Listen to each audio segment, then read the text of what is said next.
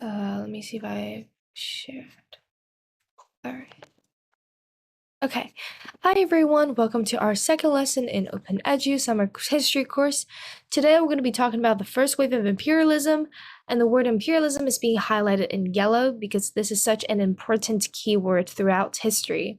We see imperialism as early as in the Age of Exploration, which is the period that we're going to analyze today, the first wave of imperialism. Then we have the second wave of imperialism during the Age of Industrialization, which comes a bit later, which we're going to be covering in our, I think, our fourth or fifth class. And then ultimately, we have imperialism in modern day, and it takes in different forms. You have direct imperialism in certain areas in Africa, and we have economic imperialism, which is still taking place even in China. And so imperialism is a word that is being feared and being hated by a lot of people, but you have to understand the motivation of imperialism before you actually criticize it. Imperialism usually ultimately evolve into a collective hatred toward another race, another ethnic group, or another country. And this collective hate is really easy to be turned into fervor nationalism, which is an extreme form of nationalism, which is called populism, and criticizing other nations, which ultimately would become imperialism itself. So before we get started with the actual content, I want to ask our friends, what is imperialism? And of course, we don't have any students here, but please think for a moment. I think most people are going to give the answer that imperialism is essentially taking other people's stuff, and specifically taking one's territory over another country. But the problem is, there are different ways that we can take other people's territory. The first way is annexation. But most people don't know the word annexation. People know about colonialism. So what is the difference between annexation and colonialism? And what's the difference between imperialism, annexation, and colonialism? These are terms that are being often mixed up, and I'm going to tell you right now what's the difference. Imperialism is a big definition. It's a form of foreign policy of taking people's stuff. And this stuff doesn't only has to be territory. It can also be controlling one's economy sources, resources, and controlling political figureheads. Annexation is a way of imperialism. It's essentially legally, with a quote, legally, to take other people's stuff. A very good example is U.S. annexation in Hawaii, in which they literally changed the legal code and took Hawaii. And if you're interested in that history, you can definitely check out in our later U.S. history course in fall. Another good example is Japanese annexation in Korea before the World War II, which is also changing the legal codes and essentially legally taking Korea. And this Korea includes South Korea and North Korea today known as Korean Peninsula. But ultimately, because of politics, because Japanese surrendered and they were defeated in the Second World War, Korea was being returned to the country it used to be. But the U.S., as a victorious nation, they did not return Hawaii. Hawaii is still under U.S. territory as a United States state. And so colonialism is a bit different. Colonialism is having different status. So for example, if the UK colonialized Hong Kong, the Hong Kong people are seen as lower than the British people. And it's essentially this relationship between the mother country and the colony. Another typical example is the 13 colonies in the United States before the American Independence War. That is when you see the 13 colonists were colonists were really pissed because they did not have equal representation in the British government in terms of taxes, and that was because they are seen as inferior than the Brits. And another form of imperialism is specifically economic imperialism. And what is economic imperialism? Economic imperialism, as the name suggests, is essentially imperializing, taking over control of a political figurehead. That's usually appointing a prime minister or a president by another country through controlling that country's economy. An extremely typical example is the Latin America during the age of industrialization, in which the U.S. took over much of its territory by taking over the economy of growing fruits, specifically banana.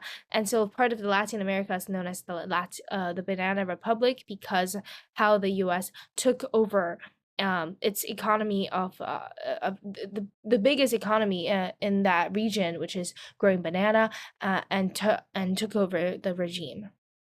Another really good example of economic imperialism in modern day is Chinese economic imperialism in a lot of countries, including all the countries involved in the 一带一路 policy, in which the Chinese will literally invest money in other countries, especially in Southeast Asia and in Africa, for those countries to obey the rule and to support China internationally as an ally, to increase Chinese reputation as well as power, global influence.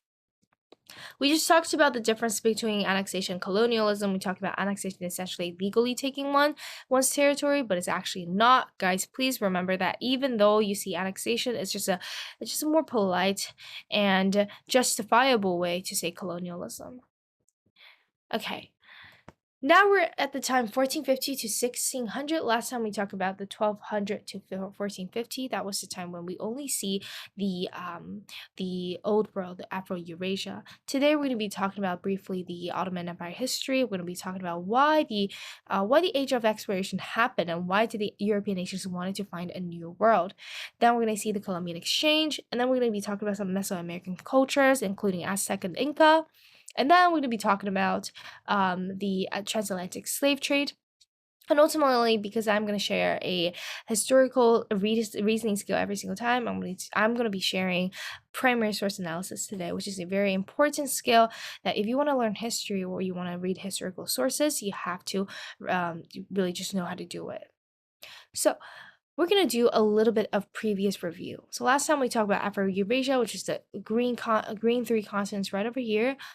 We talked about the Southeast and East Asian culture, including Japan, Korea, Vietnam, and China. We also talked about the European cultures, talking about their mannerism and feudalism.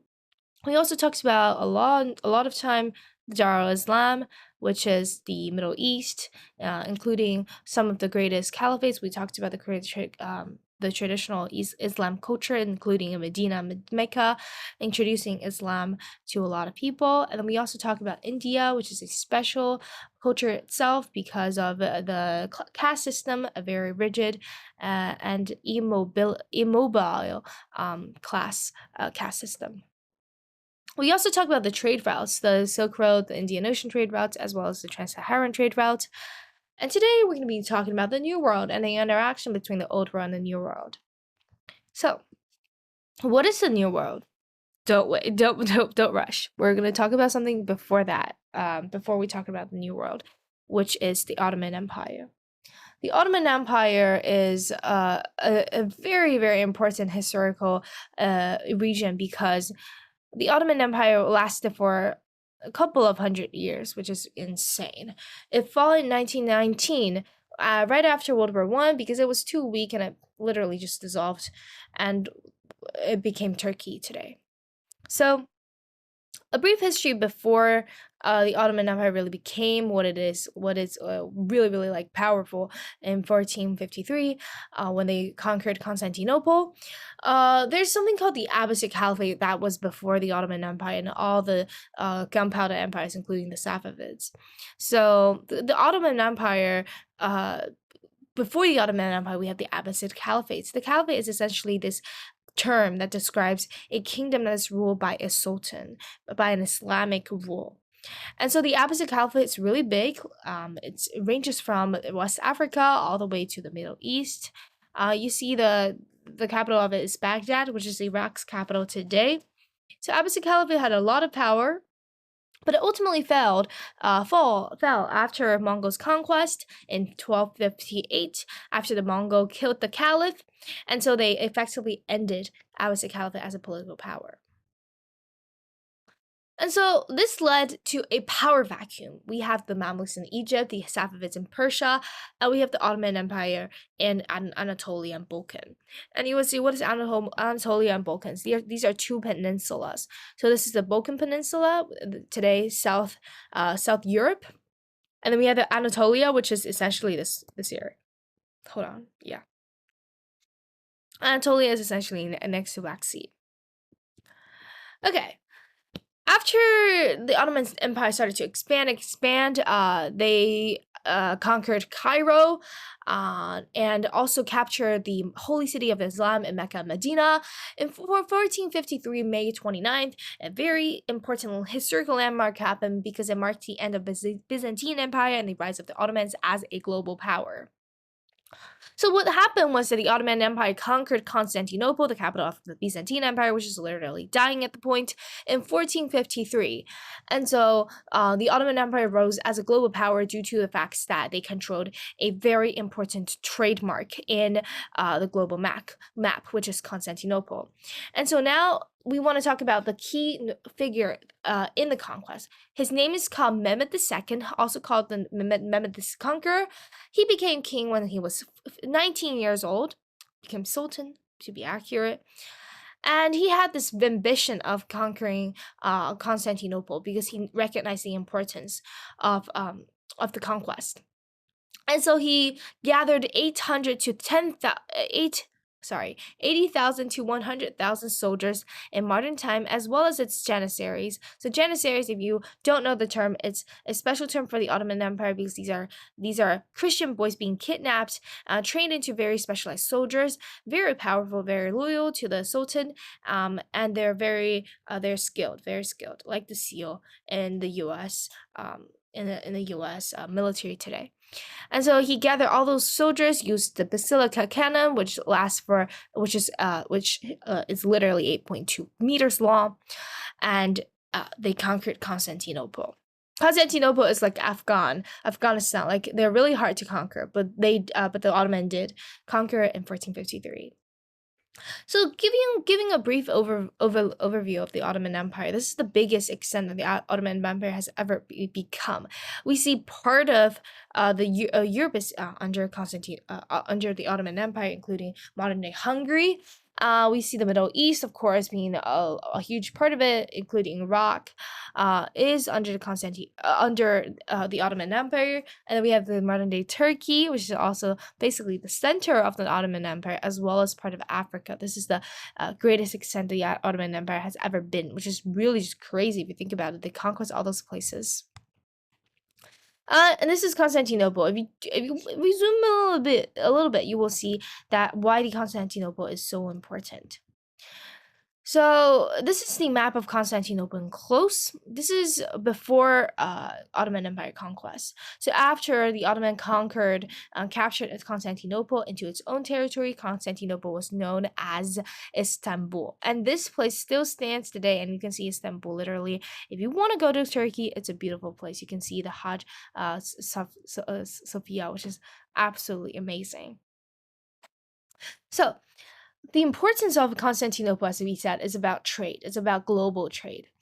And whenever Europeans want luxury spices or goods or silks from China or from India or from the Spice Island, anywhere in Asia, they have to go through the Strait of the Golden Horn, this place right over here. And Constantinople basically have the power to monopolize anything. How they do that? They have something called the Great Chain of the Golden Horn, which is exactly this great iron chain right over here. If we zoom in a little bit, this is a chain that holds between the two ports, on the two ends of the Strait of Golden Horn. And they can lift up if they don't want to, if they see an unwanted ship, and they can lift down to let trade ships to go past very easily. And so whoever controls Constantinople basically control a huge part of the global trade. And so the Ottoman Empire really motivated, and after they conquered Constantinople, which had literally three walls being so Constantinople was really hard to defeat and conquered because they had something called where is my Basilica. Oh yeah. So here, this is the Basilica Cannon, which is 8 point, well, I have to find that picture. Yeah, which is 8.2 meters long. So this is the cannon I talked about. It'll ultimately become shattered because it's too big and it's not manufactured really well. It was built by a Hungary um mechanic called Urban. It ultimately be shattered, but it was really powerful, especially conquering this three-layered city wall by Constantinople. So fast forward to 1453, the fall of Constantinople. This is really just due to greater power, and especially utilizing gunpowder by the Ottoman Empire, which can be seen here. And thanks to China, who invented the gunpowder, the Ottoman Empire had the capacity to capture Constantinople as a whole and end the rule of the Byzantine Empire. And so the effects, as we said, was controlling Istanbul, previously known as Constantinople. The Ottoman could monopolize trade to Asia. We have a few motivations behind this. We have, first of all, religious and ideological motivations. Because the Ottoman Empire is highly Islamic, they really don't like Christian people. Yes, they do have religious tolerance, as we talked about last class, in which Islam culture do practice a lot of tolerance. They want to limit the spread of Christian European. This is mainly because of previously we have the Crusades, in which the Europeans wanted to take over Jerusalem from the Islam people because they literally have the same holy city, just different names. So the Ottoman Empire had this ideological motivation to limit that commercial activity with the Christian Europeans. We also have Ottoman Empire mercantile interest. Mercantilism is a very important economic turn, especially before the Age of Enlightenment, because it was the economic policy that every single nations in the period practiced. So how they did was they imagined the world as a big pie, and that pie has a limited amount of resources. And so whoever takes part of the pie, the other people lose. So it's like a zero-sum game. But does the real economy works like this? Not really. So that's why after Adam Smith proposed the free trade and this idea of the invisible hand, as well as just overall just limiting government influence and interventions in trades, that was when mercantilism started to fall. But at the time, the Ottoman Empire wanted to monopolize trade for its mercantile economic interest.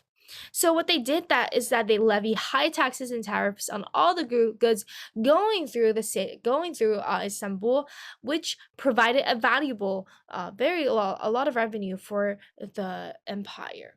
But this also led to the fact that nobody wanted to buy their goods, especially their goods passed from Asia, especially from the European. So the Europeans were motivated to find another route. So for example, in Spain, after the Reconquista, which we're going to be really just talk about a little bit later, but this is the idea when the King Ferdinand and Queen Isabella, I think, I'm not really, I think it's Isabella or Isabella, either way, they ultimately gained Spain back from the Muslims through this period called Reconquista. And after they got Spain back, they founded trade, especially they founded a very famous voyage by Columbus in 1492, and encouraged him to find another route to go to India for trade. However, we know that they used the map wrong, which is they used the map we see here because they only thought there's only Afro-Eurasia at the time, but there was definitely the New World that they didn't know. So the Columbus basically found a New World an accident, so he didn't really intend to find it, but he ultimately just found it by accident. And because he thought the place he found was India, he called the people on the island Indians. And this name is still being called today, but let me tell you this, these names should be called Native Americans. And then we're going to be talking about some of the motivations behind why the Europeans started the first wave of imperialism, or to be called more politely, the age of exploration. We have something called gold, God, and glory. So not only we have the trade, we have the motivation to find another trade route to Asia. We also have the motivation to find gold, God, and glory. So for gold specifically, we want to see gold from the Spice Islands. So they wanted to find Asia and in Moluccas in Indonesia, with Philippine really. There's a lot of spices, luxury goods, so they wanted to find a route to there. But not only that, in South America and North America, there are plenty of resources, natural resources, including rare minerals like silver and golds. There's also really good places for plantations for cash crops, which are crops that are not edible, but are crops that are highly economic profitable, like tobacco, cotton, and sugarcane. Which this will actually lead to slave trade ultimately. And so for God, after the Spanish Reconquista, the thing we just talked about, when the king and the queen got Spain back from the Muslims, the Spanish started to spread Catholicism throughout the world, right? And other Protestant nations as well wanted to spread Christianity. We see that ultimately, a little bit later, we see the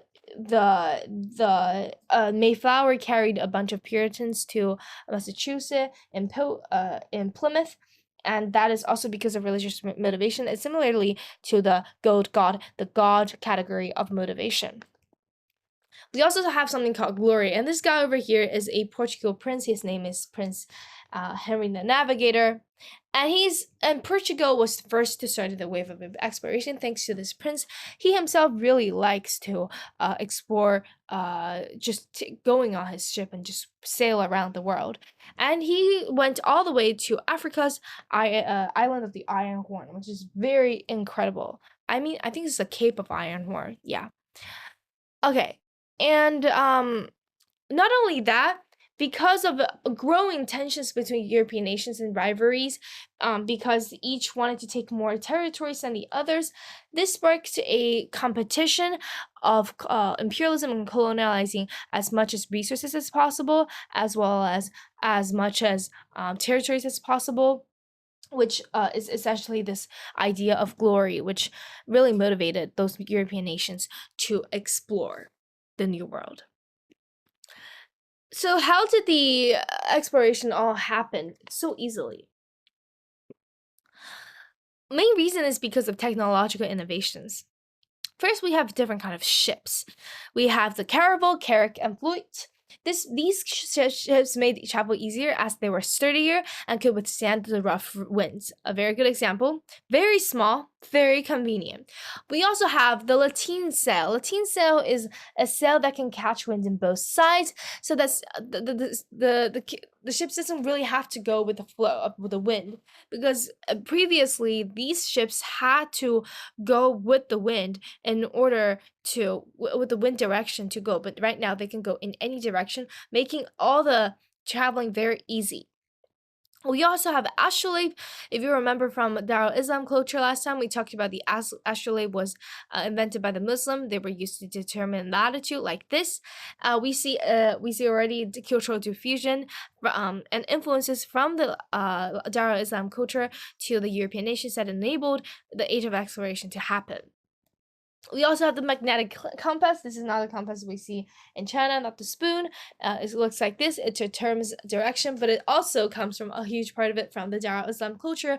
And when you see different lessons sort of like intertwined together, that's the beauty of history. So all of these, it led to something called the Columbian Exchange. The Columbian Exchange is such a fancy term, but it's just mean very simply exchange of goods and people between the old world and the new world. And remember that this whole process does not involve any idea of diffusion. And the Columbian Exchange is really important because it literally just increased trade and food production globally. So we will see exactly what is being exchanged. But it also have a lot of negative impacts, especially on the Americas, because of the diseases, especially in bubonic plagues and smallpox being diffused into the New World, and we also have slavery. So here's a picture of the Columbian Exchange. Let's look at one by one. So this is the old world right over here, and the new world is just all the vegetables. So we're going to be seeing our new world first. We have turkey, tobacco, pumpkin, quinine, squash, yams, avocado, peanuts, peppers, pineapple, cacao, potato, tomatoes, corn, beans, vanilla, llamas, and rubber. So a lot of great stuff. My favorite potato and corn and tomatoes in there. I love pumpkin as well. That's awesome. Let's look at what the old world goes to in the new world. We're gonna look at some good stuff first. Sugarcane, grains, banana, citrus, coffee, honeybee, pig, sheep, cattle. Okay. What else? Bubonic plague, smallpox, influenza, typhus, measles, malaria. These are some really, really bad diseases that killed a lot of people because the people in the New World did not have any immunity toward these plagues. And the importance of all those exchanges is that, remember that before the Columbian Exchange, people in the Old World didn't have all those stuff. People in the Old World could never eat potatoes or tomatoes or corn. They could only eat rice, right, and grains, which, I mean, it sounds really boring. And a very good example of how big the impact of the Columbian Exchange is from this really disgusting photo. This is a potato from the Irish potato famine in the 1800. I know it's a lot later, but because of the diffusion of potato to Europe, even a nation like Ireland, potato became a staple crop. It became people's living. And a lot of people, because of the potato, they went to famine. A lot of people died because of it. And so a lot of the Irish people, they started to immigrate to the United States. It became a huge influx of immigration, which led to a lot of nativists in the America. These are people who hated outside people coming in, a nativist movement. If you're interested in that history, please check out our fall U.S. history course if you're interested. So another really cool example I want to talk about is my cooking. I love cooking. I cook every single day, especially when I'm feeling hungry. And this is a borscht that I cooked last summer, and I want to use it as a really good example to show the impact of Columbian Exchange. So I know it doesn't look really good. It's not a traditional borscht. Like, you're not supposed to put mushroom in there, but I like mushroom, so I put it in. But let's look at it really briefly. A typical borscht should have these recipe, literally just vegetables. And we have potato, tomato, onion, cabbage, beef, carrots, and celery. If we don't have the Columbian Exchange, this borscht doesn't work out because we don't have tomato and potato. So this is the impact of Columbian Exchange. You will see that often, almost every single food that you like in modern day includes the New World and the Old World food, and this is all thanks to Columbian Exchange. I want to thank Columbian Exchange because I love those two vegetables, and my soup wouldn't have done if I don't have my tomato and my potato. Very cool facts, right? Moving on, I want to be talking about something called the Mesoamerican culture. I want to be introducing the Incas and the Aztecs. So, Mesoamerican is in South America. It looks like this. This is the Inca Empire. The Inca Empire is really long. It's along the coast. And because of the special geography, because of the Andes Mountain, I don't really know if there's any friends here in America, in the United States, but I think the United States people call the Andes Mountain Rocky Mountain, and you also have a song about it. But the Andes Mountain was mainly where the Inca Empire was. So it ranges from modern-day Peru all the way to Chile. Inca's capital is called Cuzco. It's a pretty normal capital. It's in the mountain range. It's just pretty normal capital, really. It has a city wall to protect it. This part right over here is a temple used for religious purposes. The Incans really believe in their own religion, and so after the Spanish conquest, they were forced to convert into Christianity, which was a big hit on the culture. But we're going to get to that a bit later. This picture right over here is Machu Picchu. It's a tourist attraction even to this day. But before modern day people going there for fun, it was the Incas royalties' summer palace. So they would go there in the summer to look at the beautiful views of the mountain range. It's really cool as well because it's at the top of the mountain. And how they were going to go up to the mountain is by those llamas, by Yang Tuo. It's really cool. 羊驼那么可爱, right? Okay. And so that's Machu Picchu. If you're interested, you can definitely check out when you are going to Peru. It's really cool, I think. And this is how the Incans record histories and record stories. They use something called the quipu. So the quipu is those like color-striated ropes, and they were tied together in knots. Different colors symbolizes different groups like regions, people, or religion, or anything religious in general, different categories. And then the knots symbolizes different numbers. And not only they have the quipu to keep track of stuff, they also have oral history, which are like myths and stories and songs being passed generation after generation. This is the Incan class structure. So Inca's class structure is very simple. We have the emperor and his immediate family, basically royalty at the top, and then we have the nobles, and at last we have the commoners. It's a pretty simple class structure, and the emperors is being seen as a minor god in the Incan culture. The staple crops, which are the foods that they rely on mainly in Inca Empire, are maize and potatoes. Two of my favorite stuff. Two of my favorite crops. A very interesting thing I want to talk about in Inca's culture is called human sacrifice. Human sacrifice is literally in every single Mesoamerican culture. It's in Mayans culture, it's in Aztec culture, it's also in Inca's culture. And so human sacrifice is basically killing someone for the favor of the god. So whenever there's a drought, for example, the Incas would sacrifice someone to please the goddess of the rain and to hope some rain to come down to save the nation, to save the country. But very interestingly, I want to talk about Virgin of the Sun, which is a special type of human sacrifice in the Incan Empire. The Virgin of the Sun is being selected very rigorously. These virgins used to be between the age 8 to 10. They have to be selected through their intelligence, their purity, their beauty, and their popularity in the crowd. And so this girl is usually being chosen, and not only in commoners' families, but also in nobles' families. So any like girls can be selected, basically.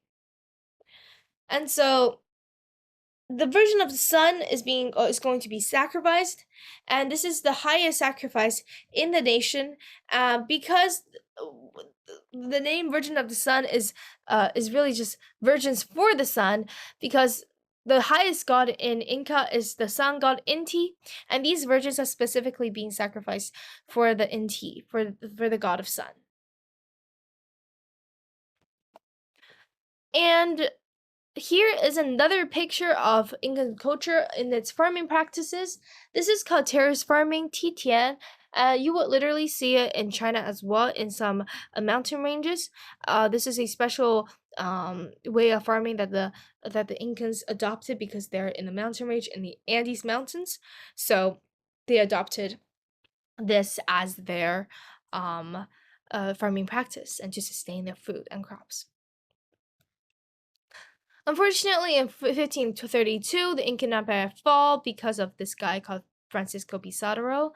He attacked the Incans as a Spanish conquistador, and I'm going to be talking about how he did that, how he conquered very easily, ultimately, like in later slides, because I want to talk about it with the Aztecs. So without further ado, let's talk about the Aztec culture.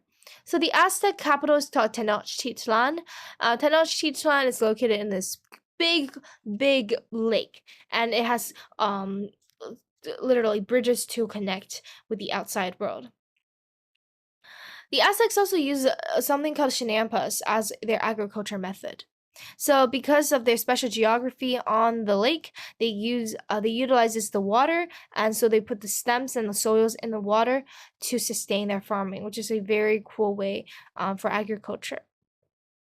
We also have something called human sacrifice in Aztec. And in Aztec, these humans being sacrificed are usually from their conquered tribes, and so that led to a lot of hatred toward Aztecs as well as Incas, because the Incas also sacrifice people from their conquered territories.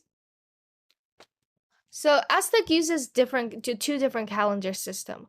The one for agriculture is the 365-day calendar, and there's also one for religious practices, which is the 260-day calendar, which is the one right over here that you see. In 1519, which is roughly 20 years before the Inca fall, Hernando Cortés, he was a Spanish conquistador. He was the uncle of Francisco Pizarro, the one that we talked about who conquered Inca. So he conquered Aztec, his nephew conquered Inca. And how they did that. First of all, they have better weapons. They have guns, they have gunpowder, they have guns, they have better shields, they have better equipment overall. They have big ships. That's first.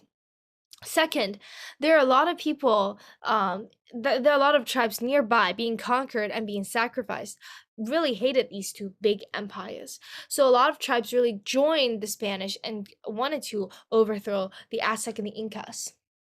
And third, we have to talk about the Columbian Exchange impacts, which is smallpox disease, and bubonic plague. Specifically, I want to talk about smallpox. A lot of people, an estimate of 70% of people died because of, because of, 80% of the Andean population died. And this is also mostly due to disease, violence, and forced labor. So the impacts of conquering the Incas and the Aztecs is, first of all, these people lost their cultural heritage and their legacies. So we have forced Christianization, which is literally forcing those, not only forcing the kings and the nobles to convert, but also like normal people to convert into Christianity. And they destroyed Inca temples, and also for literally just for let go of the religious practices. We also have the infamous encomienda system of imposed forced labor, in which the Native Americans were being forced as slaves. The encomienda system ultimately failed because the the natives really just know their places too well, and they can escape very well. So ultimately, in South America and North America, African slaves were being imposed. We also just talked about how the native population plummeted due to diseases, violence, and forced labors, and over 80% of Andean population died within a century of contact. Next, I want to talk about the Maritime Empire. So the Maritime Empire is our empires that are doing the Age of Exploration most of the time at the time. So we have, first of all, the Portuguese. The Portuguese, as we just talked about, are the first one to start the Age of Exploration, led by Henry the Navigator. So they established trading posts in West and East Africa, in Asia, and in Brazil. They also controlled sea routes around Africa to India. The Portuguese and the Spanish, they started this agreement called the Treaty of Tordesillas, very important treaty. And they were like, okay, if we conquer all those new places, let's split between us two so that our two countries wouldn't just fight. So the purple parts are Portuguese areas, territories, and the yellow parts are España, or Spanish territory.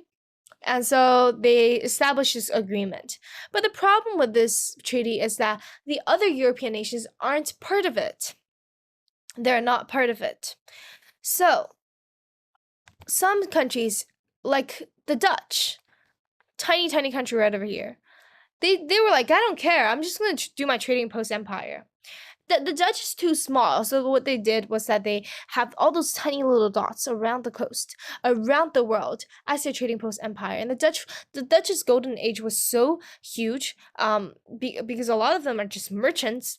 They controlled New Amsterdam, which is modern day New York, and they also controlled all of the Spice Island for spice trades, and they also established some colonies in South Africa, right up here.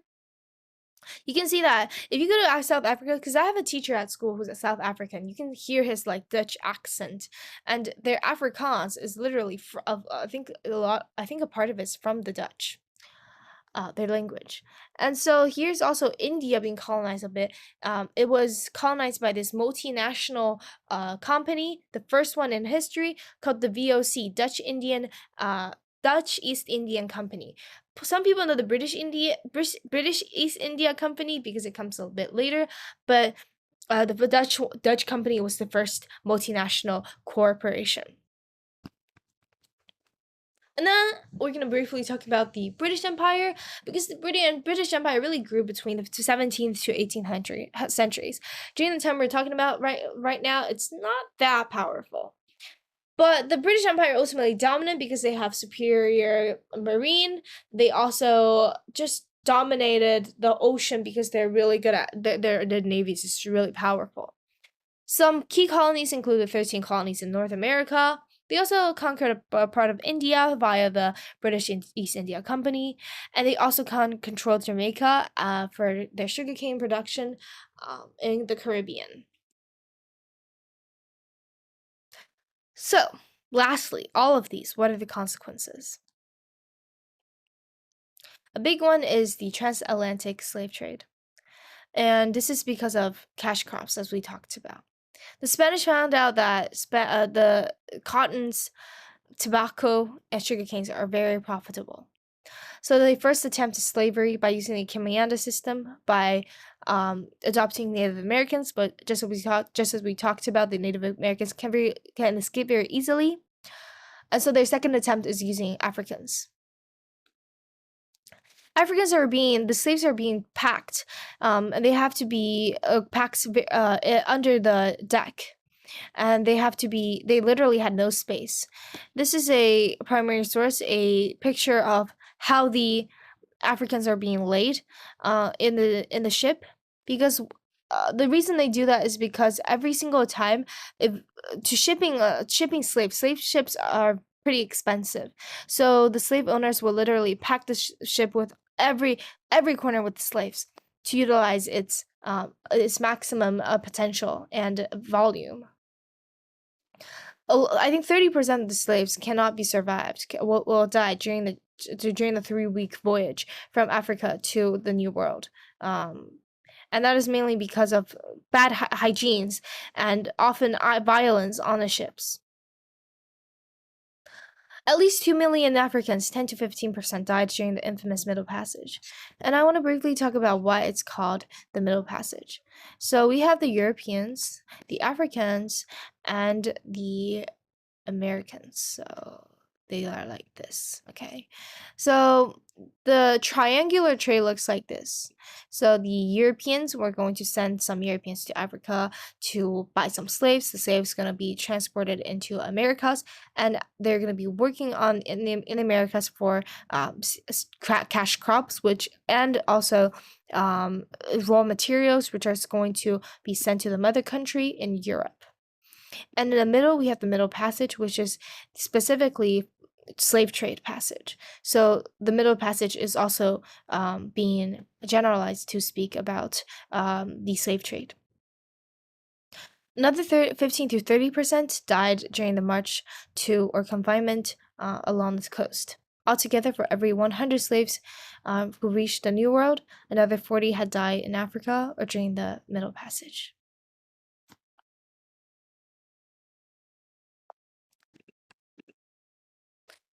Okay, I'm going to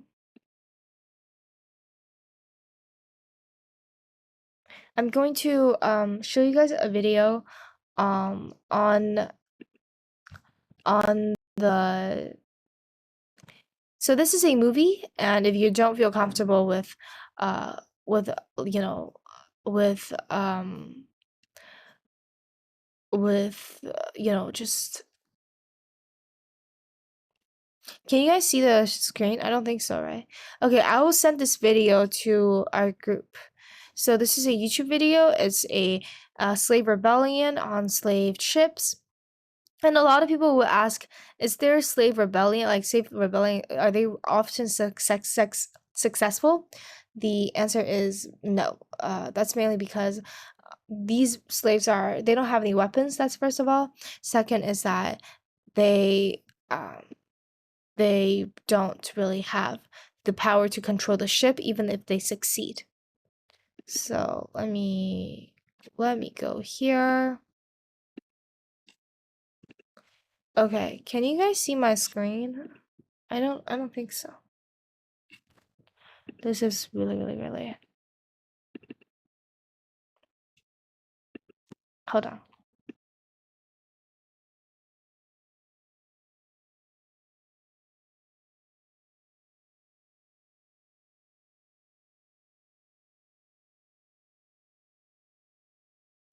Okay, I don't think the screen share works right now, but we're almost done.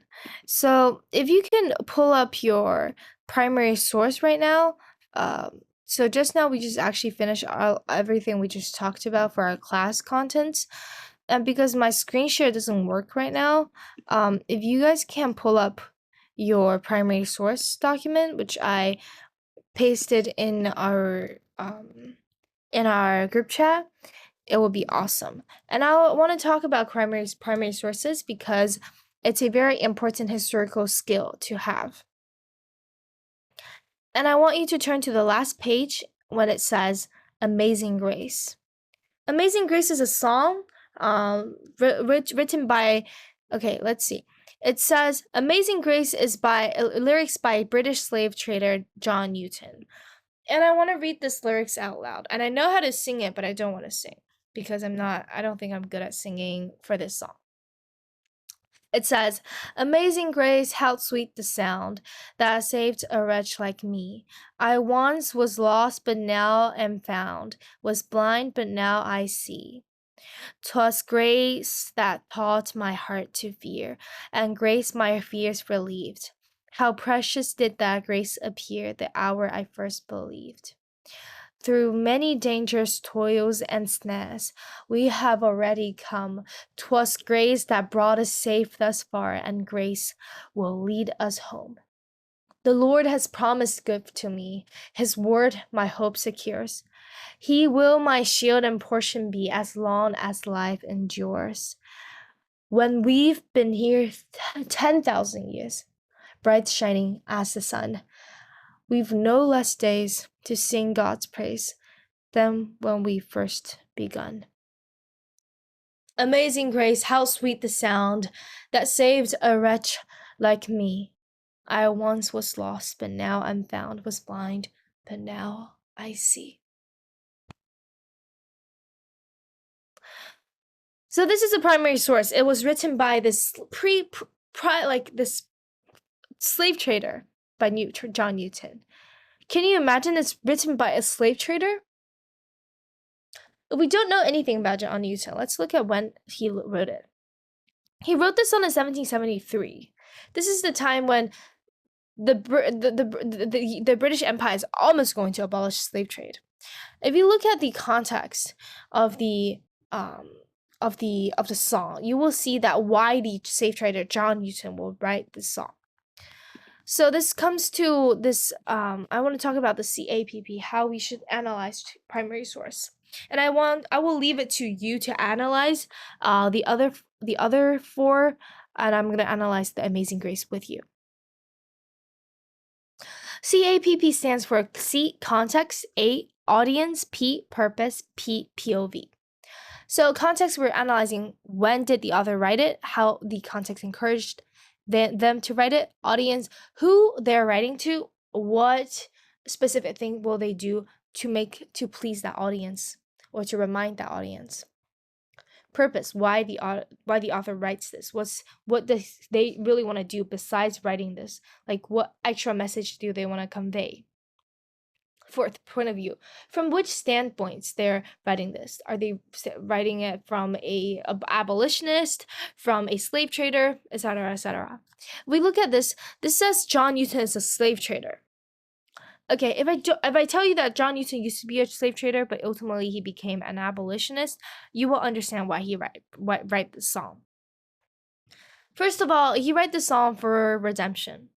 Why? Because he says that amazing grace that saved a wretch like me. I once was lost, but now I'm found. Was blind, but now I see. He says that I used to be lost. I used to be blind. I used to trade slaves. I used to be a wretch. But God, you saved me to redeem. This not only just to redeem himself, but also telling, just to like indirectly conveying how brutal and how inhumane slave trade was. And so from this like simple dialogue, we see John Newton is not only writing for redemption, but also he's writing this song openly to the crowd, to the British crowds, to push for social reforms under this like social activism like wave at the time for the end of slavery, to abolish slavery across the British Empire. This is just a very, very um, brief analysis. We can also say that from a point of view of a previous slave trader who has witnessed the brutality of the slave trade, John Newton wanted to redeem his sins to the God by writing Amazing Grace, while reminding all the people in the British Empire how he thinks like he's so unclean and so sinful because of his action, and reminding and indirectly wanted to pushing for social reforms of abolishing slave trade in the British Empire. If you have time, I would strongly recommend you to analyze the other sources by yourself, or at least read them.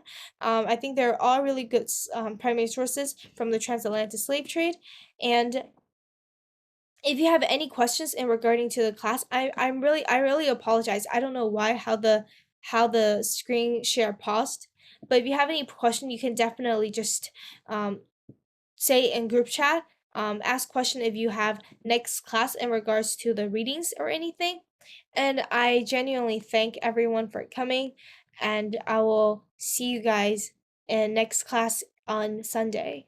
Please be sure to come on time, because last time a lot of people were late. But that's okay. I'll see you guys next time.